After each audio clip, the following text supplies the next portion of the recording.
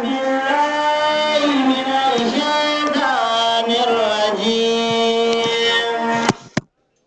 بسم الله الرحمن الرحيم أعوذ بالله من الشيطان الرجيم بسم الله الرحمن الرحيم الحمد لله رب العالمين الرحمن الرحيم مالك يوم الدين إياك نعبد وإياك نستعين اهدنا الصراط المستقيم صراط الذين أنعمت عليهم غير المغضوب عليهم ولا الضالين آمين. أعوذ بالله من الشيطان الرجيم بسم الله الرحمن الرحيم اللهم صل على سيدنا محمد الفاتح لما أغلق والقاتم لما سبق ناصر الحق بالحق والهادي إلى صراطك المستقيم وعلى آله حق قدره ومقداره العظيم وبعد السلام عليكم ورحمة الله تعالى وبركاته. Mun gode ma Allah da ya kawo mu wannan lokaci yau 15 ga watan Afrilu wanda ya yi daidai shekaran 2021 wanda ya yi daidai da 3 ga watan Ramadan a yayin da muke gabatar da tafsirin alkur'ani a ƙarƙashin wannan ƙungiya mai albarka ƙungiyar kare martaban manzan Allah da ahlul baiti ƙungiyar haɗa kan al'umman musulmi ƙarƙashin ahlul baiti safinatun najati foundation asnaf. Za mu fara da suratul fatiha. A'udhu billahi minash shaitanir rajim, kamar yadda Allah yake gaya ma manzon Allah sallallahu alaihi wa alihi wa sallam a cikin littafinsa mai tsarki, fa idza qara'ta al-qur'ana fasta'iz billahi minash shaitanir rajim إنه ليس له سلطان على الذين آمنوا وعلى ربهم يتوكلون إنما سلطانه على الذين يتولونه والذين هم به مشركون. إذا كذا قرأتم قرآني فاستعذ بالله من الشيطان الرجيم كنيمي سرين الله gabarin shaidan jefaffe la'ananne. sai Allah ya ce innahu laysa lahu sultanun ala alladhina amanu wa ala rabbihim yatawakkalun. shaidan ba shi da mulki, shaidan ba shi da ƙarfin mallaka akan waɗanda suka yi imani kuma suke masu tawakkali ga Allah. shaidan bai da mulki, bai mallakan su. idan shaidan har zai wani abu da su sai dai ya zamanto lokaci amma bai mallakan su ya zamanto a koda yaushe suna tare da shi ko a koda yaushe yana tare da su. tunda ba sai dai ma'asumai su ne kadai a kowane minti a kowane second ba su tare da shaidan bai tare da su, bai ma san inda suka kwana ba. amma any other person, wani daban, shaidan na iya samun shi a wani lokaci. to amma laisa lahu sultanun ala alladhina amanu wa ala rabbihim yatawakkalun. shaidan bai da mallaka, bai iya mallakan mumunai. In dai mutum mai imani ne, shaidan bai iya mallakan shi ya zama a koda yaushe yana tare da shi, ko shi yana tare da shaidan, ba zai yiwu ba. wa ala rabbihim yatawakkalun, sai ce inna ma sultanuhu ala alladhina yatawallawnahu walladhina hum bihi mushriku. Yace shaidan yana da ƙarfin mallaka ne kawai, yana da sultan, yana da mulki, mallaka ne kawai a kan waɗannan da suke jibintansa, mana suna tare da shi a koda yaushe.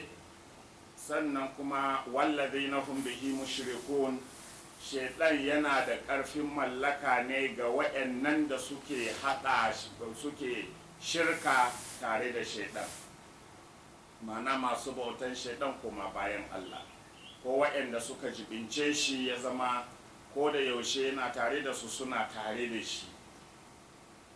To zan yi tambaya zuwa ga malamai su taimaka, ni mai tambaya ne a ko da yaushe, kuma bahaushe ya ce matambayi baya bata ba.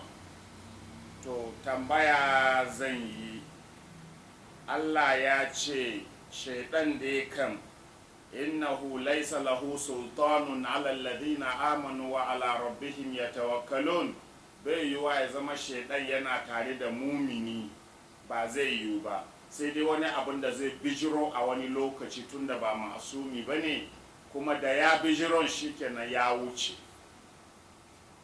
kamar yadda Allah ke ba mu labarin bayinsa, wa idha fa'alu fahishatan aw zalamu anfusahum zakarullaha fastaghfaru li dhunubihim wa man yaghfiru dhunuba illa Allah wa lam yusiru ala ma fa'alu wa hum ya'lamun.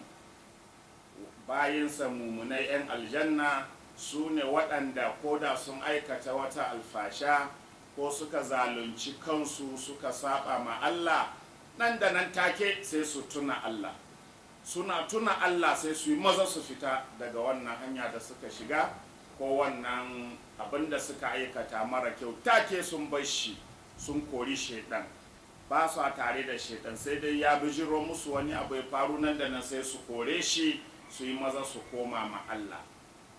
walam yusiru ala ma fa'alu wa hum ya'lamun, ba su dogewa akan abin da suka yi nan ya zama ko da yaushe alhali sun sani. To mumunai kenan, bai yiwa shaidan ya zama tare da su a ko da yaushe. To yanzu tambayan da nake ma malamai su taimaka mini shine, inda wannan magana da Allah ya faɗa, yaya za su auna mana wannan magana, wani bayani za su yi mini akan wannan magana da Allah ya yi, shaidan bai da ikon mallakan mumunai, sai dai waɗanda suka jibince shi ko inda suke shirka tare da shi, amma mumunai bai yiwa shaidan ya mallake su. Sai ga Abubakar a ranar hutubansa, ko kuma a cikin hutubobi da ya yi sanda aka naɗa shi wannan mulki, to ana naɗa shi ya yi hutuba. A cikin hutubansa, yana da tsawon hutuban, zan yanke. A cikin hutubansa yake cewa, wa inna li shaitanan ya atarini fa idza ra'aytumuni ghadibtu fajtanibuni. Yace ni fa ina da shaidan, mana ina tare da shaidan wanda ke haukatar da ni, ko wanda ke jirkitar mini da hankali, da ka duk sanda kuka ga na yi fushi ku kauce mini. To shi ya ce yana tare da shaidan, yana da wani shaidan wanda ke haukatar da shi, wanda ke raba shi da hanya, kuma da an ga ya yi fushi maza a kauce. To kuma ga Allah ya ce mumunai shaidan bai mallakansu, sai waɗanda suka jibince shi shaidan, suka mai da lamarinsu na shaidan, lamarin shaidan ya zama nasu. To wannan bayani nake so malamai su yi min. Kuma Allah mai girma da ɗaukaka yana cewa, wa qul rabbi a'udhu bika min hamazati shayatin wa a'udhu bika rabbi an yahdurun. Kuma manzo Allah sallallahu alaihi wasallam ya annabi sallallahu alaihi wasallama ka ce rabbi a'udhu bika min hamazati shayatin, ya ubangiji ina neman tsarinka gabarin miyagun shawarwari waɗanda suke fitowa daga shaiɗanun aljan ko shaiɗanun mutane. Allah ina neman tsarinka gabarin wannan shawarwari, wa a'udhu bika rabbi an yahdurun, kuma ya Allah ina neman tsarinka kara su iso gare ni. To sai bismillahirrahmanirrahim. Muna farawa da sunan Allah mai rahama mai jin ƙai, mai rahama mai tausayi. Allah kenan. Bismillahirrahmanirrahim. To bismillahi muna farawa da sunan Allah. Wane ne Allah? Shi ne ka san shi, kana so ka san shi.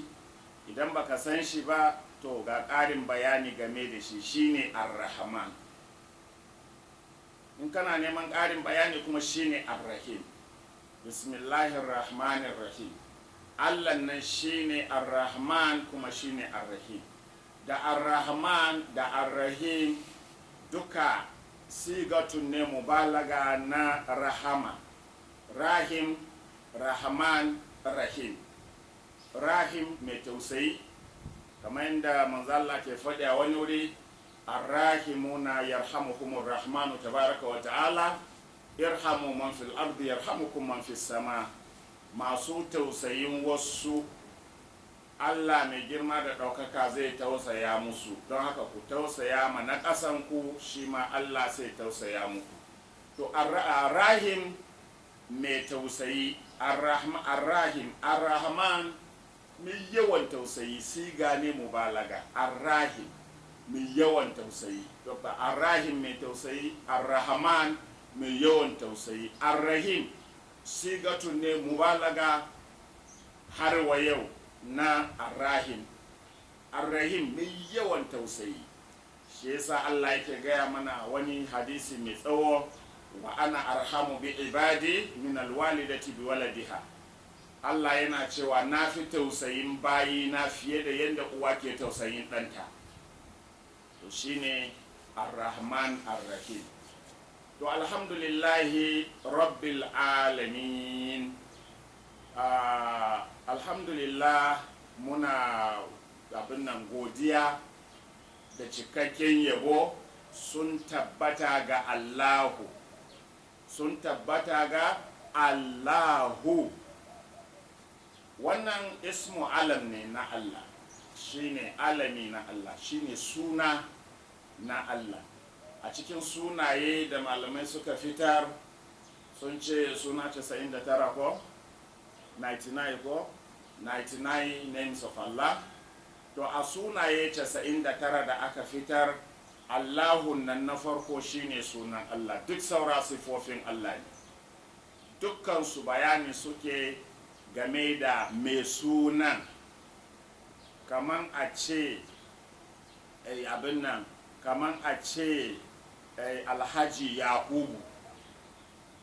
To idan aka ce Yakubu shine sunan mutumin, ko sai ka je an ce abin nan Dr.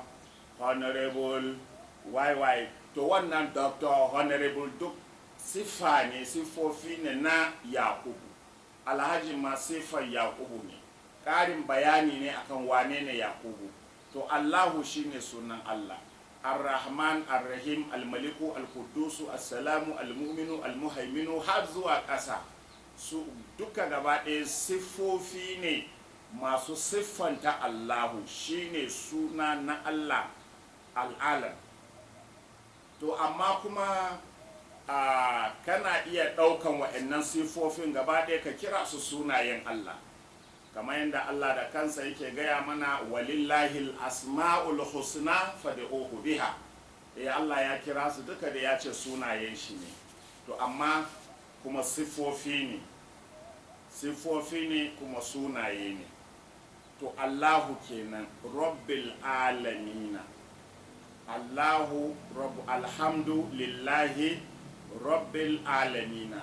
To shi Allahu din in kana son ƙarin bayani a kansa shine kuma rabbul alamina, shine ubangijin talikai, ma'ana shine mai kula da halitta gaba daya, shi ke tasarrufi a kan dukkan halitta, shi ke juya dukkan halitta yanda yake so. Wata rana ka ji iska ake mai sanyi, wani lokaci iska ne mai zafi, dare ya zo rana ya zo.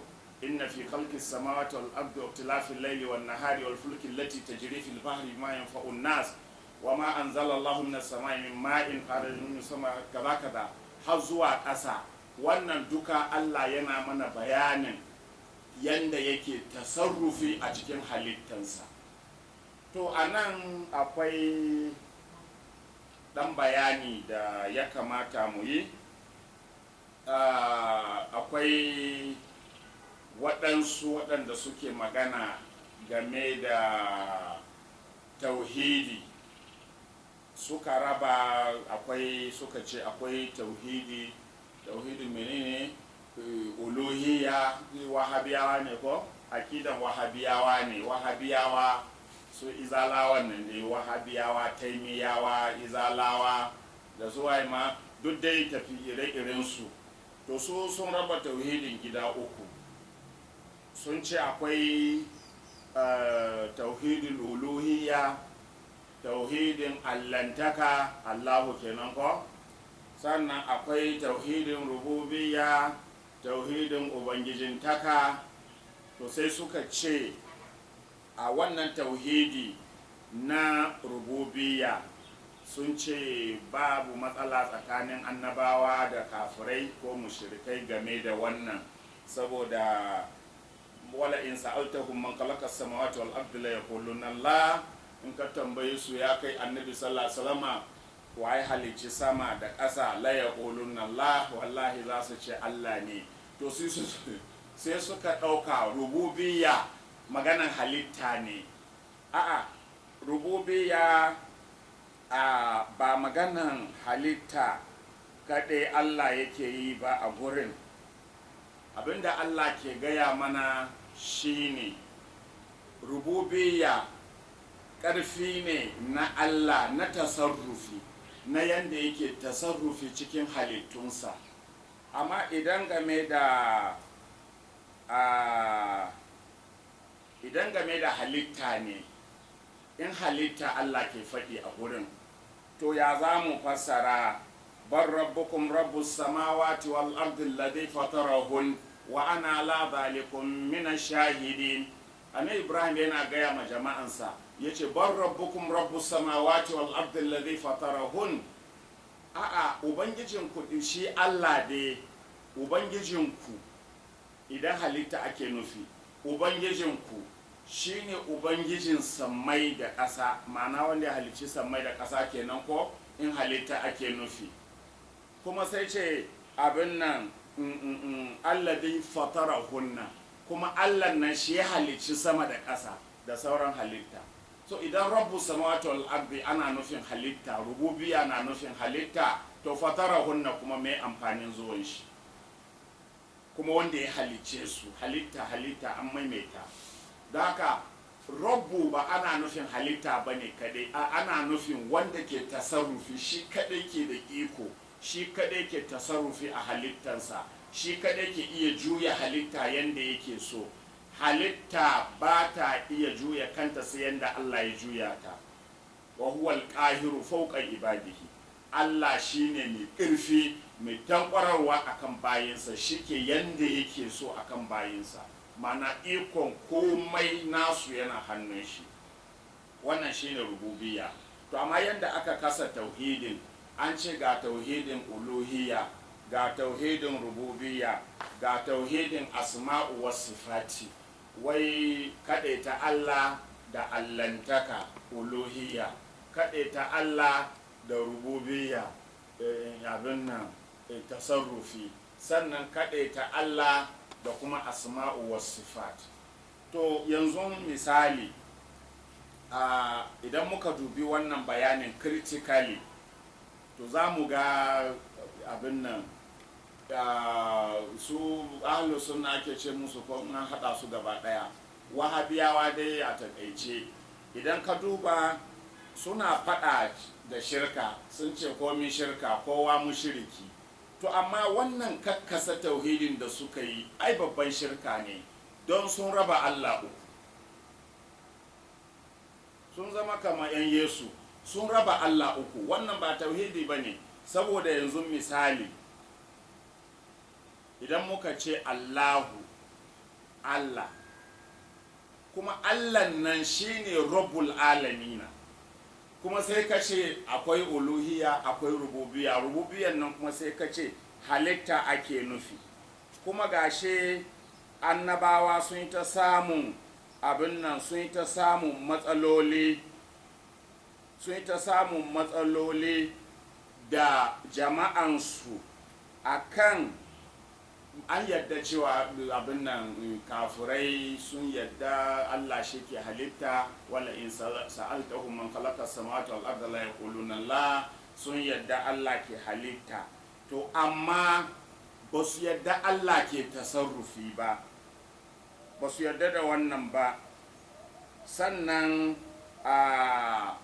su ainihin wahabiyawan ga tauhidin allantaka Allah ɗaya ne sannan ga tauhidin rububiyan nan da suke faɗi a cikin abin nan rububiya ai akwai waɗanda Allah ya ba wani matsayi na rububiya na tasarrufi a cikin waɗansu al'amari ya za su faɗi wannan ya za su bayyana wannan annabi yusuf alaihi salatu wassalam ya ce innahu rabbi ahsana mathwaya ya ce mijinki fa mai gidana ne amma sai kira shi rabbi mai gidanki rabbi ba rabbul alamin muka ce ba to sai kuma ce mai gidan zulaiha rabbi mijinki rabbi ya za su gaya mana ya za su fassara mana wannan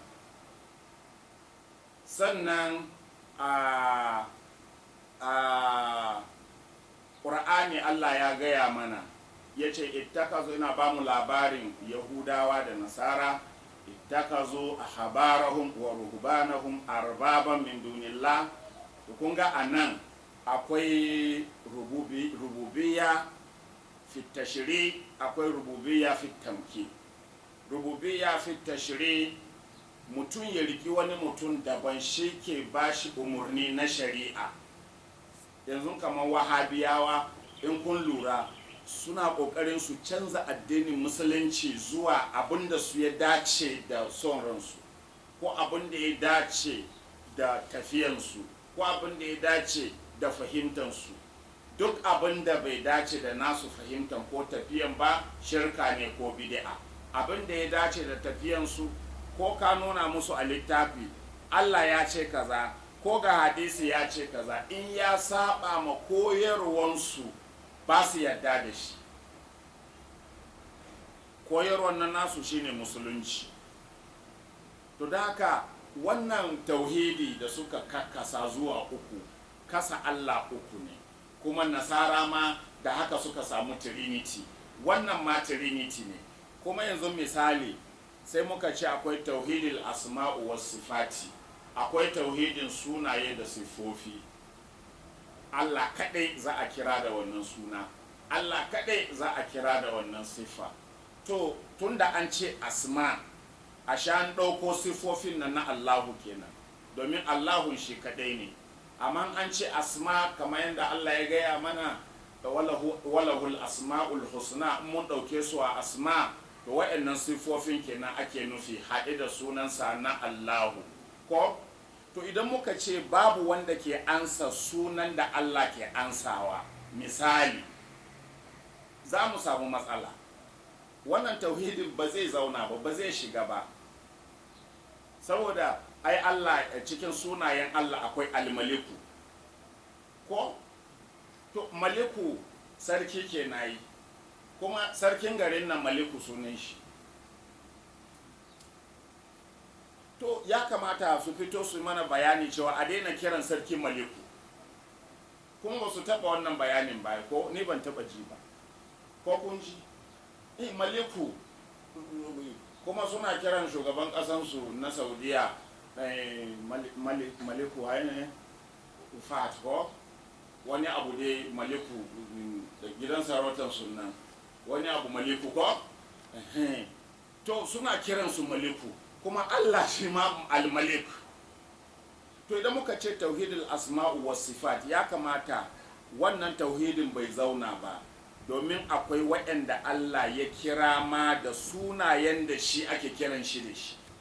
laqad ja'akum rasulun min anfusikum azizun alaihi ma anittum harisun alaikum bil mu'minina ra'ufur rahim, kuma inna allaha bin nasi la ra'ufur rahim, kuma ya ce annabi ra'ufur rahim, kuma ya ce shi Allah shine game da mutane ra'ufur rahim.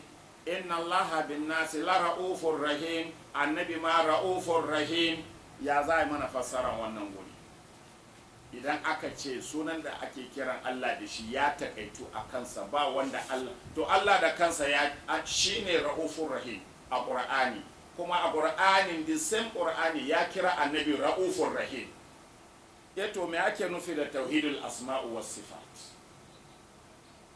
To haka wannan ke sa kafirai su ta mana dariya, an zo an ce tauhidi kashi uku ne, mun ce kun ce Allah uku, Trinity, God the Father, God the Son, God the Holy Ghost, ko God the Holy Spirit, kuma gashi kuma tauhidi uluhiyya, rububiyya, asma wa sifati. Ya kamata wahabiya su je su dubi wannan tauhidi da kyau, in kuma suna da wani bayani su yi ta yanda zan ji, insha Allahu idan sun fi ni gaskiya zan gyara, amma tauhidin su bai da kyau as far as na fahimta, da aka su gyara wannan tauhidi, ko kuma su yi bayanin da zai gamsar da ni sai in gaya ma jama'a, amma mushrikai ne su kafin su yi bayanin. To sannan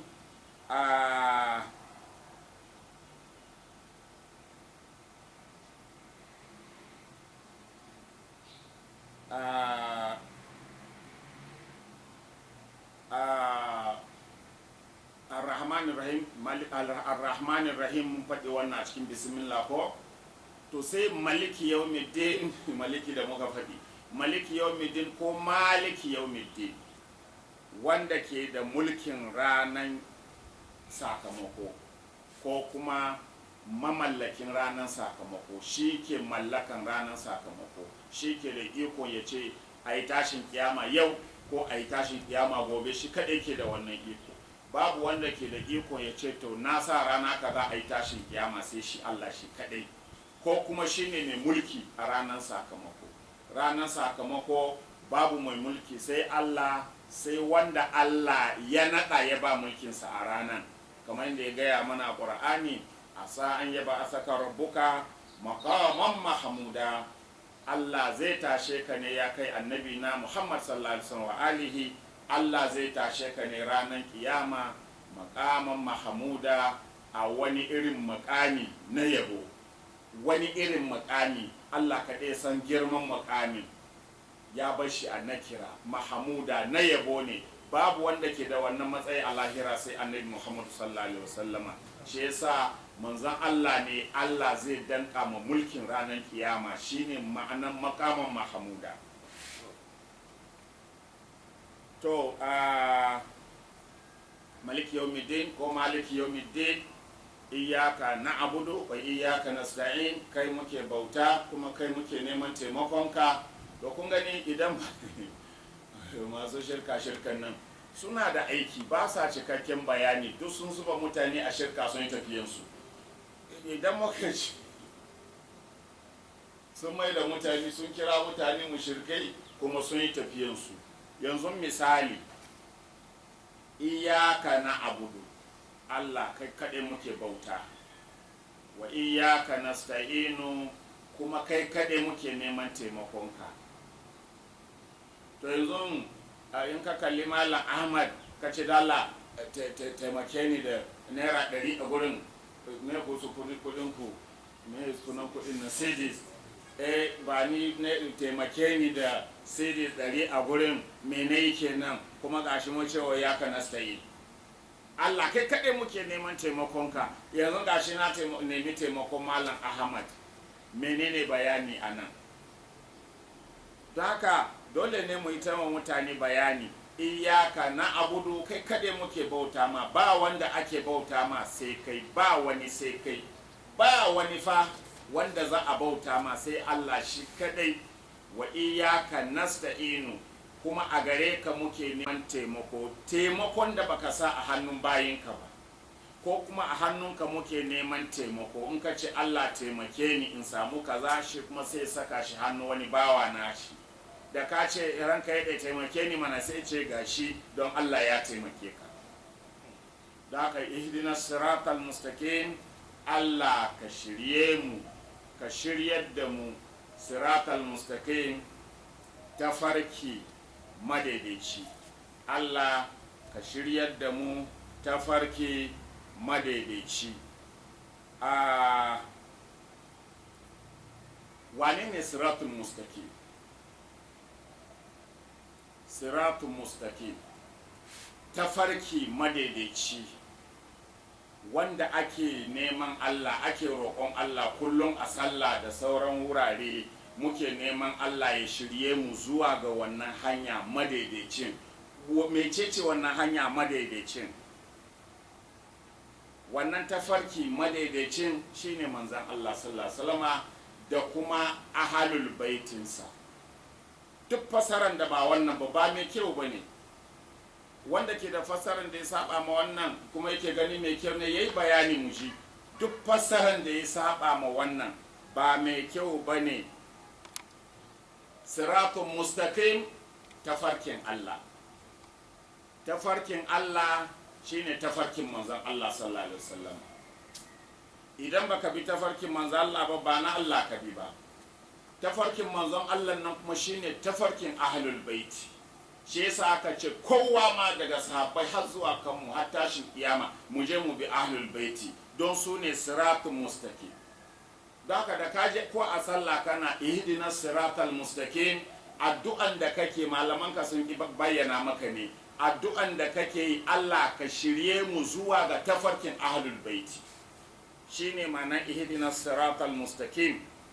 To wannan siratul mustaqim za mu duba sosai insha Allah, za mu yi bayani a kai sosai insha Allah. Wannan tafarki siratul mustaqim, za ku ga yadda Allah ya mallaki siratul mustaqim, nashi ne. Amma kuma me ya faru? Sai kuma Allah bayan ya nuna siratul mustaqim nashi ne, kuma sai ya gaya mana fa na manzan Allah ne. Da haka Allah yana gaya mana cikin Alƙur'an, wa inna Allah lahadi alladhina amanu ila siratin mustaqim. Allah shine mai shiryar da mumunai zuwa ga tafarki madaidaici. Allah shine mai shiryar da mumunai zuwa ga tafarki madaidaici. Ko mun duba a cikin suratul hajji aya ta 54, sannan kuma a cikin suratul shura aya ta 52 ko yana cewa, yace wa innaka latahdi ila siratin mustaqim, kuma kai annabi na, qur'ani ne duka, kai annabi na wallahi kana shiryewa zuwa ga siratin mustaqim. Kuma yace inna allaha lahadi alladhina amanu, wa inna allaha lahadi alladhina amanu ila siratin mustaqim. Allah ke shiryar da mutane zuwa ga siratin mustaqim. Kuma anan sai ce wa innaka latahdi ila siratin mustaqim, kai annabi kai ke shiryar da mutane zuwa ga siratin mustaqim. Shi yasa duk wanda ya maka fasara siratin mustaqim wai siratin mustaqim me suka shake nufi ma na manta, to akwai wani su surutai ne. Siratin mustaqim bai da fasara biyu, annabi da ahlul baiti, fassaran kenan. To sannan kuma sai Allah ya gaya mana a cikin a cikin alkur'ani ya ce alif lam ra kitabun anzalnahu ilayka litukhrijan nasa min az-zulumati ila an-nuri bi idhni rabbihim ila siratil azizil hamid. yace mun saukar maka wannan littafi, mun saukar maka da shi, mun saukar da shi zuwa gare ka domin ka fitar da mutane daga duhu zuwa ga haske da izinin ubangijinsu zuwa ga siratil azizil hamid. kun ga nan sai Allah ya nuna siratin mustaqimin nashi ne. ku lura da yadda abin ke faruwa. na farko Allah ya ce shi ke shiryawa zuwa siratin mustaqim. na biyu sai ce kai annabi kai ke shiryawa zuwa siratin mustaqim. kaga aikin Allah da annabi ɗaya ne ko to amma wannan aya sai Allah ya ce siratil sabi idin rabbihim ila siratil azizil hamid, zuwa ga hanyar nan siratin mustaqimin nan na Allah ne mabuwayi godaje, shi ke da siratin mustaqim ko. sannan sai kuma Allah ya gaya mana Qur'ani sai ce annabi ka gaya musu wa hadha sirati mustaqiman fattabi'uhu wa la tattabi'us subula fatafarraqa bikum an sabili wa inna hadha sirati mustaqima. gaya musu cewa wannan hanya mustaqim, siratin mustaqim din nan sirati nawa ne. annabi gaya musu naka ne.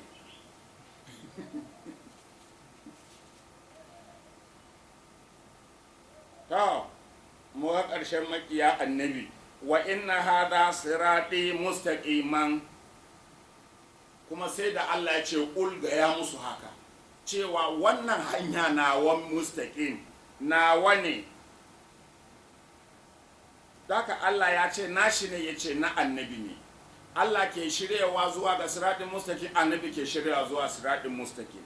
Daka siratin mustaqim da ake nufi annabi ne da kuma ahlul baitinsa sallallahu alaihi wasallam wa alihi ko sannan siratul mustaqim ko ya ihdina siratal mustaqim siratal ladina an'amta alaihim, siratal ladina an'amta alaihim, ka shiryar da mu zuwa ga tafarki madaidaici, ma'ana tafarkin annabi da ahlul baiti.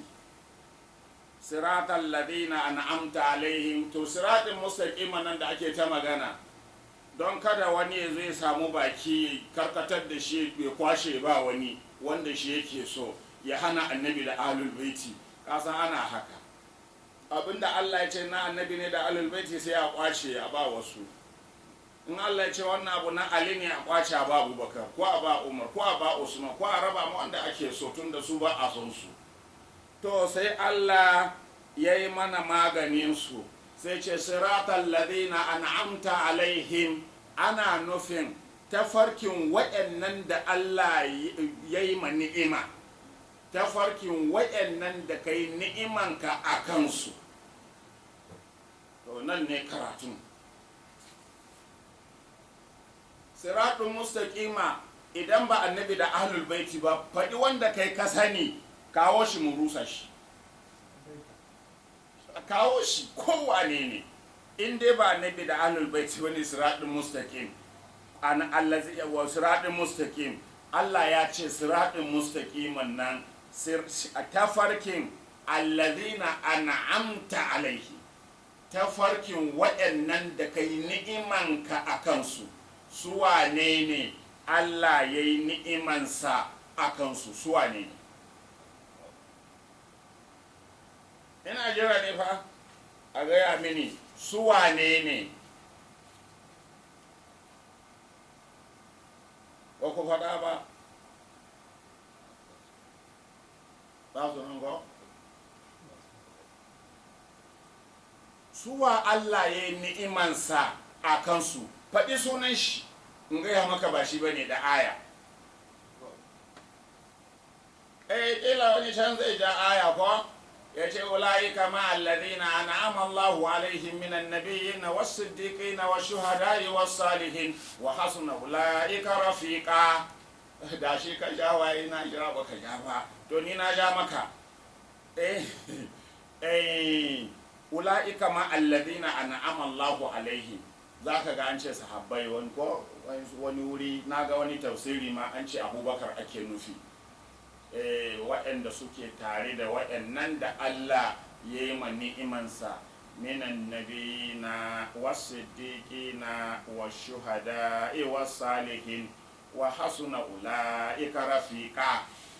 To bari mu ɗauki wannan sai ce ula'ika ma alladhina na'ama Allahu alaihim, waɗannan su ne waɗanda ke tare da waɗanda Allah ya yi ni'imansa a kansu.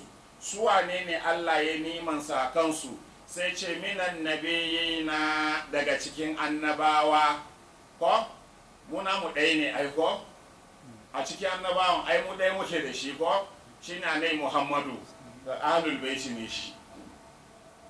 Wasiddiqina, da kuma siddiƙai. Siddiƙi a maza ɗaya muke da shi a musulunci shine sayyidina Ali, wa huwa siddiqul akbar, in ji annabi. Ya faɗe shi a wurare ya fi abin da ya fi. Sannan a cikin Tirmizi ne ko a cikin Tirmizi sayyidina Ali ya fito ya yi magana, an ce sahihi ne ma mun gode Allah, sun ce sahihi ne komai ka gani a ciki mai kyau ne ko to a cikin Tirmizi sayyidina Ali ya fito ya yi bayani. A cikin bayani ya ce wa ana siddiqul akbar la yaqulu haza min ba'di illa kazibun. Ya ce ni ne siddiqul akbar, ba wanda zai faɗi wannan magana bayan ne sai makaryaci. To ba dama ka ce Ali makaryaci ne, bai taɓa ƙarya ba. Kuma yadda kun ce bai taɓa mai magunki sujada ba, karramallahu wajahu ne shi ko to ya ce ba wanda zai kira kanshi siddiqi in ba shi ba sai makaryaci. To kun ga kenan sai na Bakar ne ba makaryaci ba ne ko bai kira kanshi siddiqi ba kenan, ko kuka bashi ka gani, kuma kun bashi bayan ya mutu, ashe ba shi ba ne. Daka as-siddiqul akbar, in ji annabi sayyidina Ali ne, ahlul baiti ne annabi to kun ko min annabiyina, annabi ahlul baiti ne, wasiddiqina Ali ahlul baiti ne, a mata kuma siddiqa na Fatima ahlul baiti ce, wa shuhada'i was salihin. Wai sayyidu shuhada ko ba wabiye ne kai fada za mu saurare ka. Wai sayyidu shuhada, duk duniya ta sallama ta yadda sayyidina Husaini shine sayyidu shuhada. Kafin shahadan sayyidina Husaini, Hamza ake ce ma sayyidu shuhada. Da shahadan sayyidina Husaini ya zo, sai aka ga shahadan sayyidina Husaini ta fi ta Hamza. Sayyidina Husaini sai zama sayyidu shuhada. Wasalihin, annabi sayyidina Ali, na Fatima, sayyidina Hassan, sayyidina Husaini, sauran a'imma su ne wasalihin. Amma na baka dama ka faɗi wani wasalihin da ka sani, mu auna da waɗannan mu gani ko ya fi su. Faɗo su. Wasalihina ana nufin abuwa ne, to abuwa ne, faɗi min gaya min sunan shi, sai mu auna shi da manzan Allah, mu auna da sayyidina Ali da nana Fatima, sayyidina Hassan da Husaini ahlul baiti kenan, sai mu kawo salihinan ka mu haɗa da wayannan salihinan mu gani waye fi.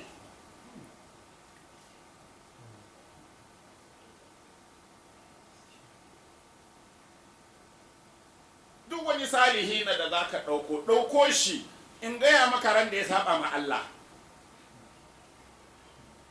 ko amma wa'annan salihinan mun daɗe muna cigiya rana ɗaya kuskure da aka same su da shi a nuna mana ba har yanzu.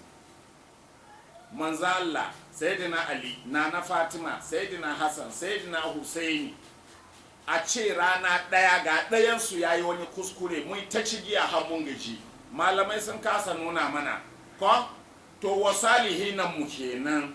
Kai kana da wasalihina naka kawo su mu ji mu auna da wannan. Faɗi sunan shi kawai kakka ji tsoro, sai in gaya maka ran da ya saba ma Allah, in gaya maka ɗaya kawai, amma in kana kirga sai in gaya maka ɗari. Baka ahlul baiti ake nufi, fassara ne malamai ba sa yi, ake karkatar da baka inna lillahi wa inna ilaihi raji'un. In an ce su banu umayya, su banu wane ne, su muawiya, su yazid, sai kaga sun baka haushi saboda kiyayyen da suke nuna ma annabi. Ko dama manzo Allah sama ya faɗa, ya ce ahlul baiti na za su gamu a bayana, za su gamu da alkotla wa tashrida wa inna ashadda qaumina lana bughdan banu umayya wa banu mugira wa banu mahzum. Yace abin nan ahlul baiti na za su gamu da, yace a bayana za su gamu da kisa, za a ta kashe su, za a ta kashe su. Waye ba a kashe ba? Waye ba a kashe ba? Daga kan manzo Allah, sayyidina Ali yana sallah masallaci suka sare shi, yana cikin sallah. Sun san gaba da gaba a fito waje, gaba da gaba bai yiwa, suka bari sai da ya shiga sallah ya shagalta da ubangiji suka sare shi. Wa'annan mummunai ne? Malamai ku yi magana, an yi magana kun ce ba a faɗa haka, ku faɗi yadda ake faɗi mu shi, kuma kar ku yi ƙarya. Dole ku faɗi yadda mu muke faɗi. In kun faɗi saɓanin namu, ƙarya kuka yi. Yana cikin sallah suka sare shi, mumunai ne, kuma mutum ɗaya ne kashe Sayyidina Ali, mutum ɗaya ne ya sare shi, amma ƙungiya ce. Ku zo mu gaya muku suwa 'yan ƙungiyar. Ƙungiya ce, mumunai ne kenan. Sayyidina Hassan kuɗi suka ba matar shi, ta ba shi guba ya mutu, kashe shi aka yi. Sayyidina Husaini kun san wannan, kashe shi aka yi. A imman nan mafiya yawa kashe su aka yi. Nana Fatima, Sayyidina Umar ya kashe ta, to me ya rage?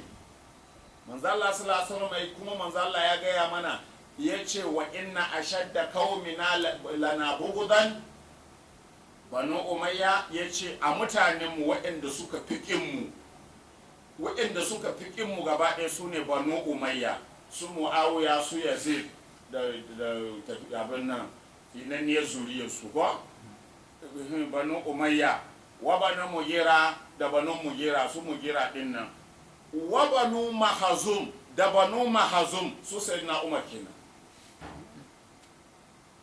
Umar bani mahazum ne, ba an ce Umar bane, amma ya ce banu mahazum, kuma sai ga shi Umar a banu mahazum ga abin da ya tafka ko ga cin mutunci da yake ma annabi. Annabi zai rasu sai da ya ci masa mutunci, ga cin amana da suka yi ma annabi a bayan shi, suka hana halifan annabi ya zauna akan kujerar annabi. Kuma alhamdulillah Umar ya sha faɗi, ya ce kai Allah ya nufa, kai Allah ya ce, amma mutanenka sun ƙi su bi umarnin Allah. Da kanshi ya faɗa ranar da Sayyidina Ali ya nuna mai ɗa namiji da matan nan biyu, mai ɗa namiji da mai ya mace a cikin su ɗin nan. Umar ya ce ya Abul Hassan aradaka alhaq walakinnaka qaumaka abaw. Ya ce ya baban Hassan, kai ubangiji ya nufa ya abin nan, kai ubangiji ya yi nufi, kai ya nuna, amma mutanenka sun ƙi yarda. Ibn Abbas suna tafiya da Sayyidina, ai mun taɓa karanta wannan da daɗewa. Yana gaya ma Ibn Abbas, ya ce Ibn Abbas, ko ka san me yasa aka hana gidan manzo Allah aka hana gidanku halifancin nan? Ya ce menene? Ya ce ƙureshawa ne suka ga ya za a ce gidanku ne annabta kuma a ce gidanku ne halifanci, shi yasa ƙureshawa suka yarda suka zaɓi wanda suke so, Abubakar. Suka yarda da maganan annabi wai don kar a ce annabta a gidan annabi, halifanci a gidan annabi. To in banda tsananin kafirci, annabin nan ko kuka naɗa shi? Balle ku ce kuna da gado a halifancinsa? Ba ko ka naɗa shi ba, Allah ne ya naɗa shi. Ahum yaqsimuna rahmatar rabbik nahnu qasamna bainahum ma'ishatahum fil hayatid dunya. Allah shi ya raba kuma ya ce annabi Muhammadu na ba ku ka zaɓe shi ba ku naɗa shi ba, ƙarewa ma kun kafirce masa, da ƙyar kuka bi shi, kun bi shi ma ba da zuciya mai kyau ba, tun daga yadda ƙarshen ku ya zama tare da shi.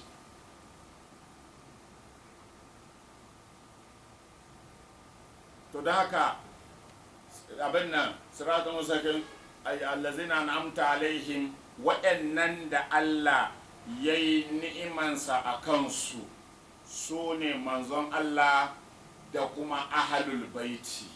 Babu wanda Allah ya yi ni'ima a kansa irin manzon Allah da ahalul baiti, sai waɗanda suka bi su.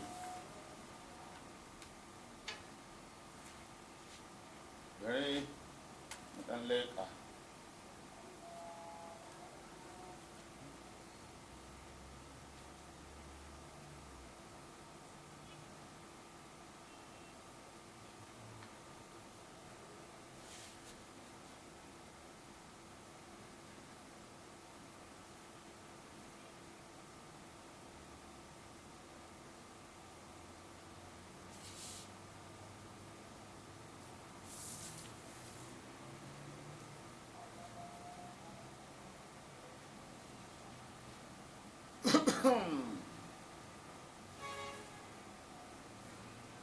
To,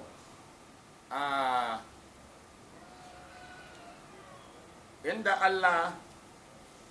Allah ke ba mu labari a cikin Alƙur'ani a suratu Ra'adi, na ɗauko ya nabiul mawadda ne fa na zo da shi a suratu Ra'adi. Haka wani zai ta Allah karan zo da shi ko? Na riƙo shi, shi na buɗe ya nabiul mawadda. Me na gaya muku na ce duk littafan da na ɗauko ko za su ɓace duka, ku kiyaye min ya nabiul mawadda ko kare ɓace. Na zo da shi, dodon munafukai kenan wannan littafi ba su so shi. Da littafin Maulan Mushe Ibrahim, wannan da Shehu Ibrahim ke ta bayani a kalul baiti, ba su son su ji. To ga kuma ya nabiul mawadda. To a ya nabiul mawadda, kaga kuma littafin sunna ne ai ko? Su ne ma sunnan, waɗannan su ne sunnan. Duk sunnan ka faɗi matsayin ka mu ji sai mu gaya maka nasu. Innama anta munzirun wa likulli qaumin hadi.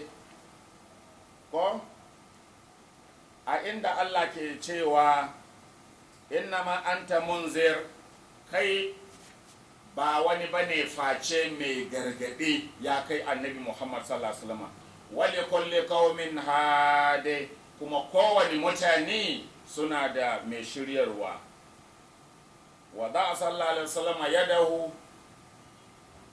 wada sallallahu alaihi wasallam wa alihi yadahu, manzo Allah sallallahu alaihi wasallam ya ɗora hannunsa ala sadrihi akan kirjinsa, wa ƙala sai ce anal munzir, ni ne mai gargaɗi, wa aliyun alhaji, kuma Ali shi ne mai shiryarwa.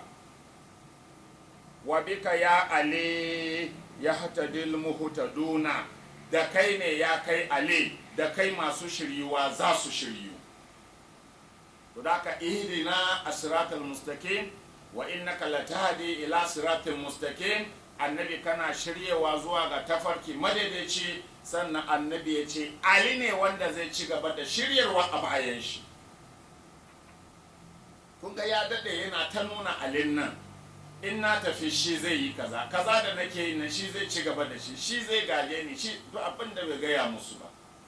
Akwai wani malami, wani babban malamin mu muna magana abin nan da ya ziyarce mu a nan ko malamai baka manta ba. To Sheikh Darul Hikima yana magana me yake faɗi, ya ce shi da ya ga yadda manzan Allah ke ta nana ta maganan Sayyidina Ali masahabbai, shi sai ya fahimci cewa anya an yi rana ɗayan da annabi bai magana Ali ba masahabban nan babu. To yana ta gaya musu to Ali ne fa hadi, shi ne zai ci gaba da shiryar da ku. Sannan As-Sa'labi ya ruwaito shi ma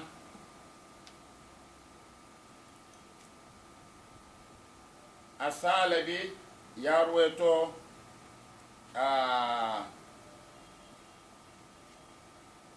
cikin Al-Kashaf an Ata ibn Sa'id an Sa'id ibn Jubairin an ibn Abbasin qala lamma nazala qawluhu tabaraka wa ta'ala, yayin da faɗin Allah tabaraka wa ta'ala ya sauka, innama anta munzirun wa likulli qaumin hadi, kai ba wani bane face mai gargadi kuma kowani jama'a suna da mai shiryawansu.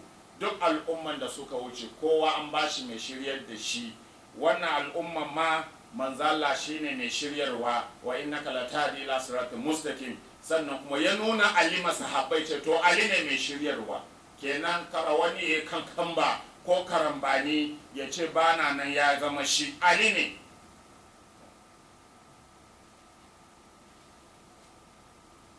Wada'a sallallahu alaihi wasallama wa alihi yadahu ala sadrihi, manzala sallallahu alaihi wasallama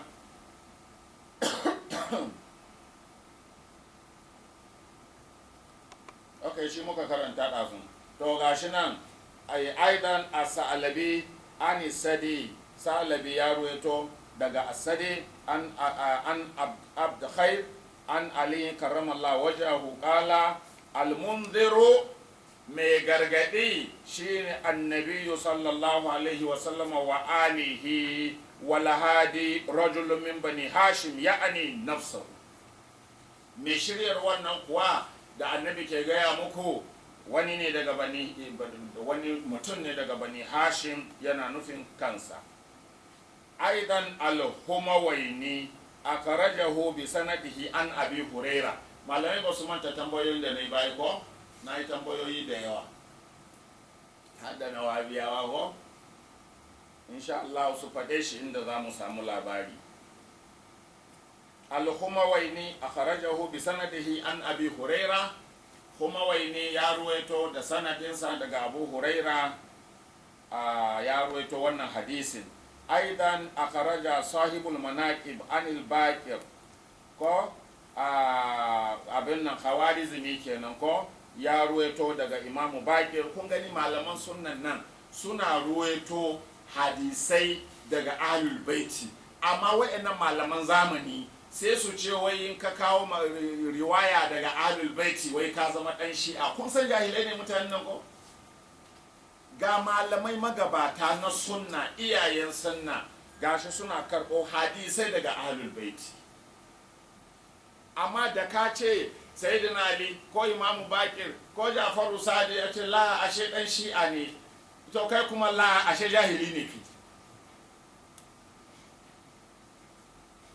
Anil Bakir ko wa Sadiq, an karɓo daga Bakir da Sadiq radiyallahu anhuma. Ai kun ga ƙarshen sunna ko? Ai kagan ba sunna bane ba za su ce ma Jafaru Sadiq Imamu Bakir radiyallahu anhuma ba ko? Ba alayhi salam za su ce musu ba? To amma tun da kaji radiyallahu anhuma sunna ne, kuma sun ruwaito hadisai daga Ahlul Baiti. Ashe Ahlul Baiti nan ba na Shi'a bane, na kowa da kowa ne. Sorry, ba na Shi'a bane su kaɗai, na kowa da kowa ne. Ba mu iya cewa ba na yin Shi'a bane tunda sun fi kowa rike su. To aidan al-Hakim Abul Qasim al-Haskani shi ma ya ruwaito bi sanadi anil hakim. Ko kai ba dan shi'a bane da ka zo ka fara nuna darajar ahlul baiti sai ka ga yan shi'an nan sun taso suna son ka saboda me kana kare masoyansu manzo Allah da 'ya'yansa. Amma kuma idan ka fara kare manzo Allah da ahlul baiti, wasu malaman ɗariƙa da wahabiyawa sai su haɗa kai su yaƙe ka. Kaga ya kamata su san batattu ne su, ba sai an sanar da su ba. Wallahi ku gyara.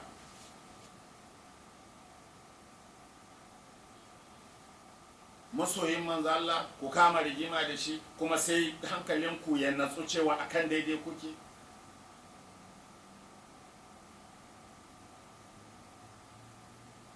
To an Hakim ibn Jubair an Buraida al-Aslami qala da Rasulullah sallallahu alaihi wasallama ma an ko ma at-tuhur. Manzo Allah ya nemi a bashi ruwan alwala, fa akaza bi yadi aliyin bada ma tatahara, sai ya kama hannun Ali bayan yayi alwala. Malam littafin ahlus sunna ne fa, kuma iyayen sunnan ke wannan magana, su suka ruwaito wannan hadisan. Sai ya kama hannun Ali. Aisha yasa na taba cewa in har kuka ce malaman nan da ke ruwaito hadisai akan ahlul baiti a daina faɗin maganganunsu, sai mu ajiye ku ba mu wasu malaman. Ba ku da wasu malamai, malaman sunna ne. To sai manzo Allah ya kama hannun Ali bayan ya gama alwala, fa'al saka yadahu bi sadarihi, sai ya manna hannunsa a kirjinsa. Faƙala sai ce anal munzir, ni ne mai gargaɗi.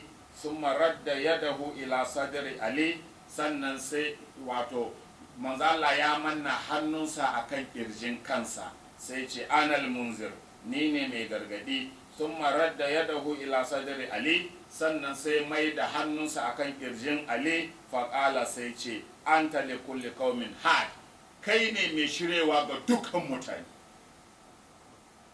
Sun maƙala lahu, sannan manzon Allah sallallahu alaihi wasallam ya ce ma Ali, anta munadil anami wa gayatul huda, kuma kai ne mai kiran dukkan halitta zuwa ga Allah, kuma kai ne ƙarshen shiriya. Mana shiriya ta ƙure a kanka.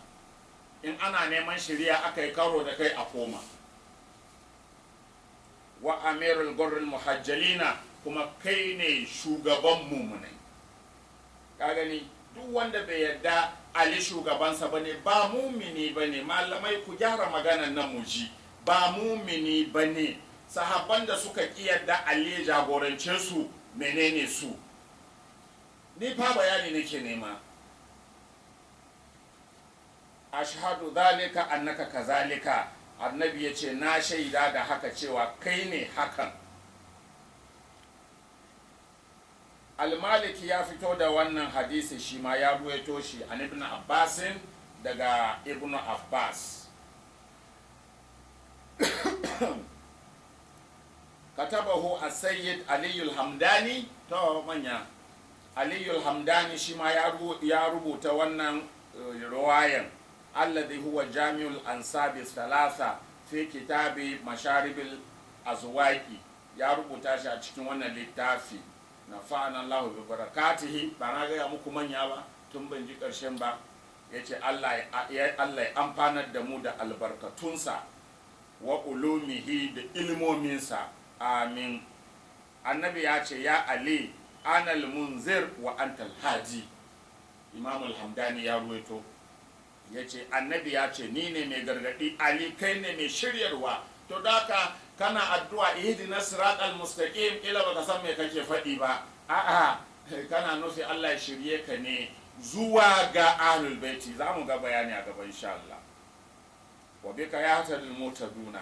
To aidan sami'a Abu Hamza as-Sumali anil Baqir alayhi salam ma haddathahu al-Hakim Abul Qasim al-Haskani fil manaqib an Muhammad ibn Muslim qala sa'altu an hazihi al-aya Ja'far as-Sadiq alayhi salam, na tambayi Imam Ja'far as-Sadiq game da wannan aya alayhi salam. Qala sai ce kullu imamin hadin likulli qaumin hadin fi zamanihim.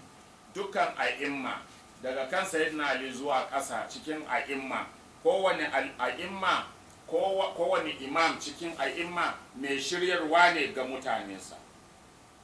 Wa fil manaqib an Abdurrahman, Ali shine mai shiryarwa ko bayan manzo Allah, Imam Hassan shine bayan Ali, Imam Husaini shine bayan Hassan har zuwa ƙasa.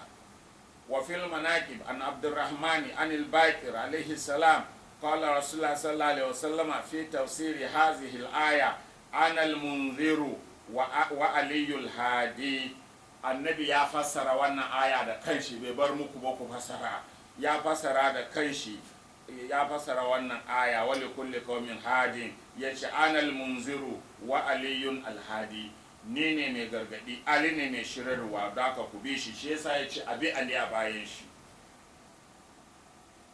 Sai ya ce amma wallahi ma zalat fina ila sa'a, kuma bai gushe ba a cikinmu har zuwa tashin kiyama.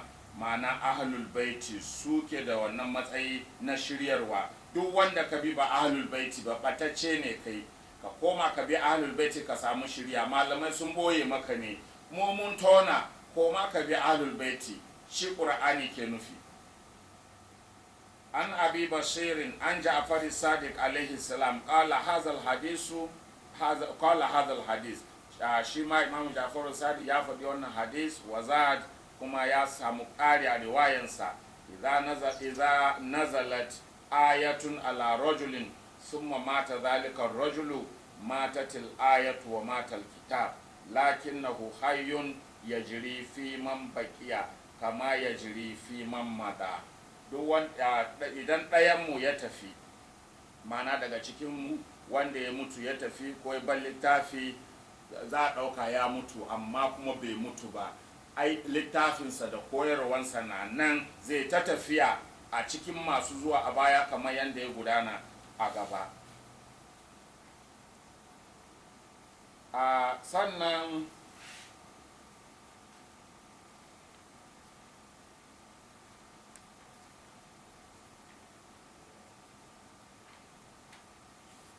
a nan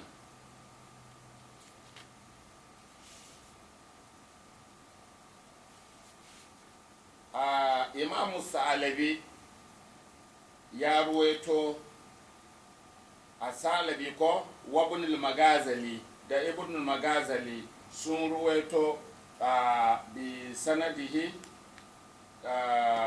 ina ne wurin, bi sanadaihi ma an Abdullah ibn Ata qala kuntu ma Muhammad al-Baqir radiyallahu anhu fil masjid. Yace na kasance tare da Muhammad al-Baqir a cikin masallaci, fara'aitu ibn Abdullah ibn Salam, sai naga dan Abdullah ibn Salam, wannan sahabin manzon Allah ba Yahudin nan da ya musulunta. Abdullah ibn Salam babban malami ne a cikin Yahudawa, sai ya musulunta. Yace ina tare da Muhammad al-Baqir a masallaci, sai ga dan Abdullah ibn Salam, fa qultu, sai na ce hada ibnu alladhi indahu ilmul kitab. Sai ce ga dan wannan wanda ke da ilimin littafi, mana inda Allah ke faɗi a Qur'ani wa man indahu ilmul kitab, wannan da ke da ilimin littafi ko. Yace sai na ce ma dan Abdullahi ibn Salam, ga dan wannan wanda ke da ilimin littafi. Qala inna ma zalika Ali ibn Abi Talib, la ilaha illallah. Kun gani Abdullahi ibn Ata yace sai na ce inna ma zalika Ali ibn Abi Talib, shiru da bakinka, mai wannan matsayin Ali ibn Abi Talib ne, ba Abdullahi ibn Salam bane. Ali ibn Abi Talib shine man indahu ilmul kitab. Sannan As-Sa'labi ya ruwaito wa Abu Nu'aymin bi sanadaihima an Zadani an Muhammad ibn al-Hanafiya qala man indahu ilmul kitabi Ali ibn Abi Talib. Daka wa'annan sune siratul mustaqim, sune zaka bi ka samu tsira. Duk siratin da ka bi ba su ba mustaqim bane. عن الفضيل بن يسار عن الباقر عليه السلام قال هذه الآية نزلت في علي عليه السلام إنه عالم هذه الأمة. wannan aya ta sauka ne game da sayyidina Ali shine malamin wannan al'umma bayan manzo Allah sallallahu alaihi wasallam. manzo Allah ya ta nuna shi. wa fi riwayatin anu qala iyana uniya, mu ake nufi, inji Imam Muhammadu al-Baqir yace mu ake nufi, wa aliyun afdaluna, kuma Ali shine yafi mu duka, wa awwaluna, kuma shine na farkon mu, dama shine farkon a'imma, wa khairuna ba'da annabi sallallahu alaihi wasallam, kuma shi yafi mu bayan annabi. kaga ni yanzu ma'aunin fa ana aunawa ne manzan a gidan annabi fa ake magana. Imam Muhammadu al-Baqir yana cewa Ali ya fi mu, Ali shine na farkon mu, kuma ya fi mu, shine babban mu bayan manzan Allah sallallahu alaihi wasallam. Annabi ya fi Ali, Ali ya fi su. Daka ba a fita waje. Abubakar da Umaru da Usmanu da Ali ana neman a fifita su akan Ali saboda toshewan basira. In ka ji ana magana wani ya fi mu, a gidan annabi ake magana. kuma ibnu umar abin da ya faɗa kenan, ya ce aliyun min ahlul baiti la yuqasu bihi ahadun. Ali ahlul baiti ne, ba auna shi da wani a waje. Sannan shi kanshi Ali ya faɗa a hutubansa alaihi salam, ya ce mu ahlul baiti ba auna mu da kowa, la yuqasu bina ahadun.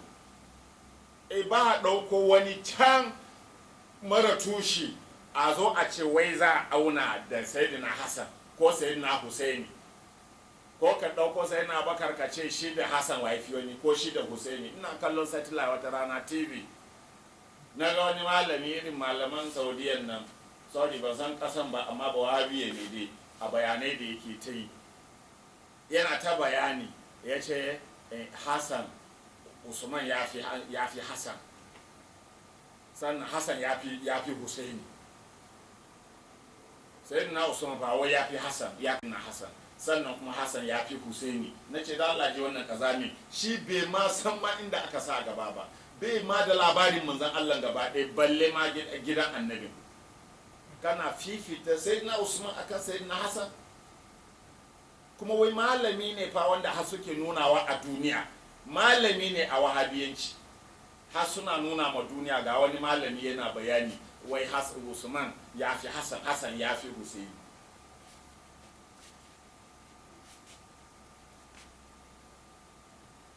Ko Imam Bakir in ka haɗa shi da Sayyidina Abubakar ba kai zunubi ba? Imam Musa al-Kazim, Imam Aliyu Rida, Jafar abin nan, Imam Muhammadu Jawad, ɗauko shi ka ce ya fi Abubakar, kai zunubi, don auna su ma laifi ne. Ka tsaya wai kana cewa Muhammadu Jawad alayhi salam ya fi Abubakar, laifi ne. Abinda ya yi kama da abu ake kwatanta abu da shi. Ba ka ɗauko ɗaya cikin a'imma kana aunawa da wani daban a waje, bai yiwuwa. Dole malamai ku fahimci wannan karatu, ba zai yiwu ba. Amma idan ka fita abinka waje, shi kenan ka yi aune-aunenka. In ka ga dama ka ce Abubakar shi ne na ɗaya, Umaru na biyu, Usmanu na uku, har na dubu, kai ta lissafinka, ba wanda zai jayayya da kai ko? Sai dai mu mun san abin da suka tafka ma annabi, mu ce kai Salmanul Farisi ya fi Abubakar, ko mu ce Ammar ya fi Abubakar, ya fi Umaru, saboda mun san yadda kowanne su yi biyayya ga annabi. Amma tun da a waje ne, in kai naka ya mu ce to mu ga namu. Amma ka taso ka ɗauko ɗan cikin gidan annabi kana aunawa da wani a waje, rashin sanin darajar annabi ne.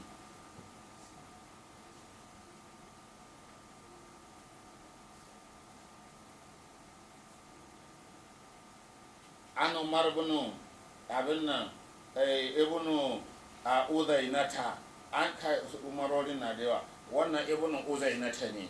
To an Jafari Sadiq shi ne ayoyi wasu ke cewa wai wai ai babu rigima tsakanin ahlul baiti da sahabbai, gashi ma sayyidina ali ya sa sunan abubakar ya sa sunan umaru. Na ce jahilan wani gari ne ku, abubakar din nan shine abokan farko, ko kun ji umaru nan shi akwai umaru sama da 1000 kafin ayi wannan umaru, an yi abubakar sama da 1000 kafin wannan ɗaya kenan. Sannan a kawaici irin na ahlul baiti, don ali ya sa sunan abubakar bai nuna mutumin kirki bane abubakar, saboda ɗan abubakar yana tare da annabi ji da gani, ya ba da ransa akan annabi, yana tare da annabi, yana cikin manyan 'yan shi'an sayyidina ali. In ya sa sunan baban shi wani abu ne? Amma ku koma, ba maganan sa suna ba ne. Kai misali ma ali ya ce na sa ma ɗana abubakar don girmama abubakar, wannan duk ba wani abu ba ne.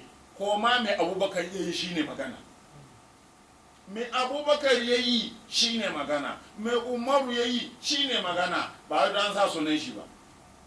Ba ga mutane ba a gari suna sa sunan yazid, sai ya sa yazid ya zama mutumin kirki. Akwai babban malami amina yana da ɗa yazid, shekenan sai ya ce yazid ya zama mutumin kirki. Amma da na yi wa'azi da daddare a masallacin shi, a daren aka rusa sunan.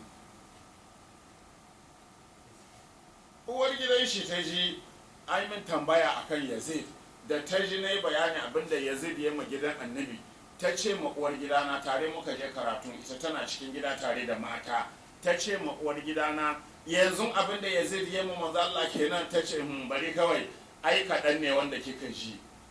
Ta ce gaskiya mana, muna da ɗa yazid a gidan nan, ya fi kowa shaidanci, bai jin magana, bari alhaji ya shigo, daddaren nan za a canza sunan. Mata na ta ce aki bari mana da safe ku yi magana. Ta ce wallahi daddaren nan za a canza mishi suna. Ashe abin da yazid ya ma annabi ke. To kaga don an kira mutum yazid bai sa yazid ya zama mutumin kirki. To ya lokaci to shi kenan lokaci ya yi ko. To wa fi riwayatin anhu ko kala, okay, shi muka karanta. Ga ma wanda ya kawo dogon maganan ko umaru ibn me sunan shi uzainata, an jafar sadiq alayhi salam kala amirul mu'minina salawatullahi alaihi, sayyidina ali kenan amirul mu'minina, Allah ya kara mishi martaba. Yanzu gashi sun hana shi matsayin ko sun hana ya zauna a kujeran, kuma shine sarkin, shine shugaban, shine jagoran, duk abu ya rikice musu su gudu su same shi ko. Kawai dai an kira su da sunan halifa a zamanin ko, amma kuma shi ya gudanar da komai, tun da maganan addini ake, kuma shine malamin. Kuma gashi son shugabanci, kamar yadda Imamu Ghazali ya faɗa, ba ni na faɗa ba, ya ce kwaɗayin shugabanci ya sa Umaru, da son duniya ya sa Umar ya abin da ya yi ko. To son duniya ya sa sun canza umarnin annabi, sun yi abin da suke so. Yau fa da su da Ali waye a gaba, kai ba ma Ali ba, Sayyidina Husaini yau amma fagen duniya ya fi Abubakar. Duk shekara ana taruwa a Karbala, taron Sayyidina Husaini, ba taro a duniya da ake irin shi. Arafa da ake yi ba mutane miliyan 3 ke yi ba, miliyan 3.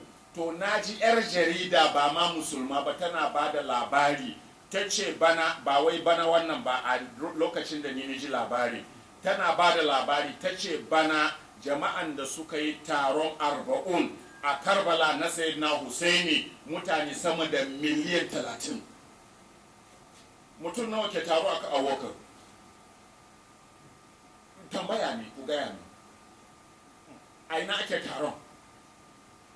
Kai ƙaryen banza, ƙaryen wafi, kuna ta ihu wai Siddiqu, kuma kun manta da su. Wani taro kuke yi nasu? Mutum nawa ke taron? Sayyidina Husaini wannan ya fi shi a duniyance ma a yanzu, a yanda duniya ke girmama kowa. In banda su yi ta hayaniya, su yi ta kawo su Abubakar da Umar suna rusa gidan annabi da su, me suke yi musu? Muna son manzan Allah, muna mauludin shi saboda muna son shi. kuma shehin ku babba ibnu taymiya ya ce son annabi ke sa a yi mauludi ko da yake bid'a ne ya faɗa haka ya ce kuma za mu samu ladan soyayya da muke ma annabi don mu yi mauludi don son annabi ko to mu muna mauludin annabi don muna son shi muna yin na sayyidina ali don muna son shi muna na fatima don muna son ta sannan muna yin na shehu tijani don muna son shi muna na shehu ibrahim don muna son shi ku nawa kuke yi ni a matsayina na dan ɗariƙa ga mauludojin da nake yi na lissafa manzo Allah sayyidina ali na fatima shehu tijani shehu ibrahim ina mauludin su kuma ana gayyata na mauludojin su ku nawaye kuke yi don nuna musu soyayya kuma shehinku ya ce soyayyar nan za a samu lada a kai ku yi mana ɗariyan banza kawai umaru ko ibnu uzainata ko na wuce wurin ne an jafari sadiq alayhi salam qala amirul mu'minin salawatullahi alayhi ala innal ilma alladhi habata bihi adamu alaihi salam min as-sama'i ila al-ardi ilimin da annabi adamu ya sauko da shi daga sama zuwa ƙasa wa jami'a ma abin nan fuddilat bihin nabiyuna ila khatimin nabiyina da kuma dukkan abin da aka fifita sauran annabawa har zuwa ƙarshen annabawa cikamakin annabawa manzo Allah kenan duka ilimin nan gaba daya fi itirati khatimin nabiyina sallallahu alaihi wa alihi wa sallam duka ya taru a cikin ƴaƴan manzon Allah sallallahu alaihi wasallam a cikin itiran manzon Allah sallallahu alaihi wasallam dukkan ilimomin nan don manzon Allah sallallahu alaihi wasallam ya sanar da sayyidina Ali ilimomi dubu kowane dubu kofa dubu haka dai kai sai dai abin da Allah kadai ya sani daga ilimin annaba gaba daya manzo Allah ya tattara su ilimin da manzo Allah kuma ya bayyana duka yana nan tare da itratul tahira to sannan wai sai a ce su ba su aka ce abi ba waɗannan da hata alwala ba su iya ba ina son malamin da zai zo ya ce mini sabon nan sun iya alwala ba duka ba ne ko wasu nan da muke magana ba su iya ba sallah ba su iya ba kuma ku zo in gaya muku inda su da bakinsu suka faɗe shi ku zo in gaya muku inda sai na umar da kanshi bai iya tayammama ba ku zo to sai a ce wai wa'annan da Allah ya gadama wannan ilimi da tsoron Allah ba su taɓa sabon Allah ba wai wayancan sun fi su wani irin karatu ne wannan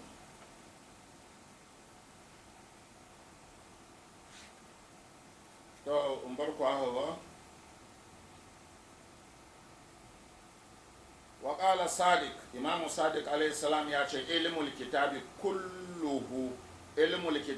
kulluhu wallahi indana yace ilimin littafi gaba ɗaya yana tare da mu wa ma utiya waziru sulaiman ibn dawuda alayhi salam ko yace inna ma indahu harfun wahidun min al-ism al-a'zam asif ibn barhiya kenan ko yace wazirin annabi sulaiman abinda aka bashi kuma ba wani abinda ba bashi komai ba sai harafi daya a cikin ismun lahil azam ko wa ilmu ba'da likitabi kana indahu da ilimin shashen littafi alladhi abin nan indahu ilmu min alkitabi daka yana da ilimin shashen littafi amma kuma qala ta'ala Allah ya ce qala allazi indahu ilmu min alkitabi shine asif ibn barhiya yana da ilimin shashen littafi ai babul kitab mana shashen littafi ko ana atika bi qabla an yatada ilayka tarfuka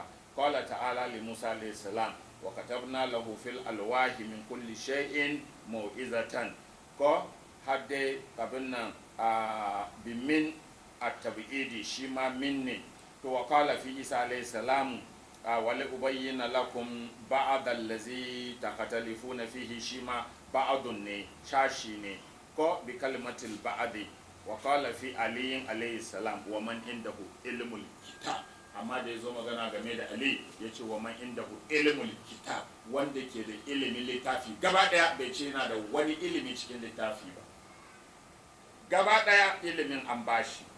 Kuma Maulana Mushai Tijani ya faɗa haka, ko ku karanta a cikin Alfaidur Rabbani. To shi kenan dai bari in kyale ku haka, za mu ci gaba daga nan gobe insha Allah. Assalamu alaikum wa rahmatullahi ta'ala wa barakatuh.